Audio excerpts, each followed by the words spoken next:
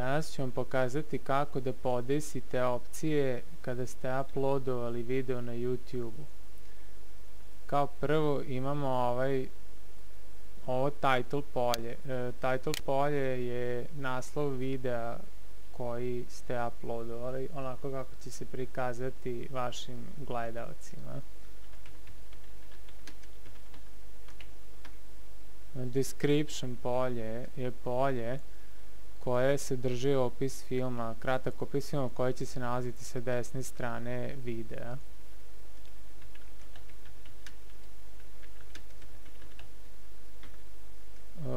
Uvijek je dobro napraviti opis zato što možemo ljudima da pojasnimo o čemu se radi u videu. Takođe u opisu možemo staviti linkove koji vode na nešto što spominjemo u videu ili nešto što je bitno za video. Tagovi su ključne reči koje opisuju sadržaj videa koji je uploadovan na YouTube. Recimo, znači, ključne reči.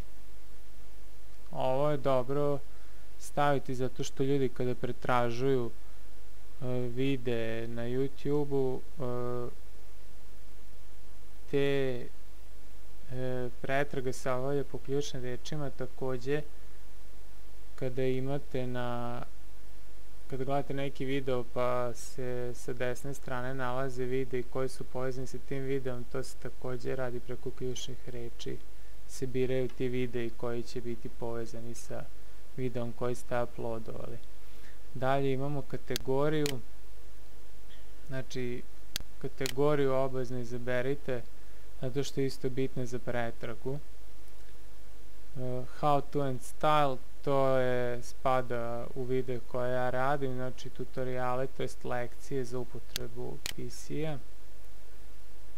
Privacy označava privatnost videa, to jest ko će moći da ga vidi.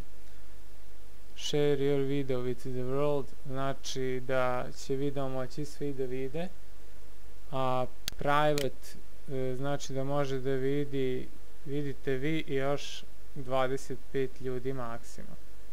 Kada smo ovo snimili, znači save changes, gore će se pojaviti ova oznaka da je uspešno snimljeno sve što smo radili. Sada možemo ići na My Videos, na stranici Uploaded Videos, to jest My Videos, se nalaze svi filmovi koje ste uploadovali. Za svaki film imate mogućnost da ga editujete, to jest da izmenite sve njegove karakteristike, to jest podešavanje. Znači kada klikamo na edit, otvorit će nam se stranica u kojoj možemo dodatno da podesimo neke opcije u vezi videa. Na stranici Video Details ovde imamo naslov filma čije detalje, to jest opcije uređujemo. Znači ovde možemo izmeniti naslov filma, možemo izmeniti opis, možemo izmeniti ključne reči, kategoriju, znači sve ono što smo podešavali na prethodnoj stranici možemo da izmenimo na ovoj stranici. Takođe ovde možemo da promenimo sliku koja predstavlja video na našem kanalu ili u pretrazi. Ovu sliku postoji samo, znači ove tri slike koje je YouTube izabrao iz videa i ne može se koristiti ni jedna druga slika. Znači klikom na neku od ove tri slike birate sliku koja će predstavljati vaš video.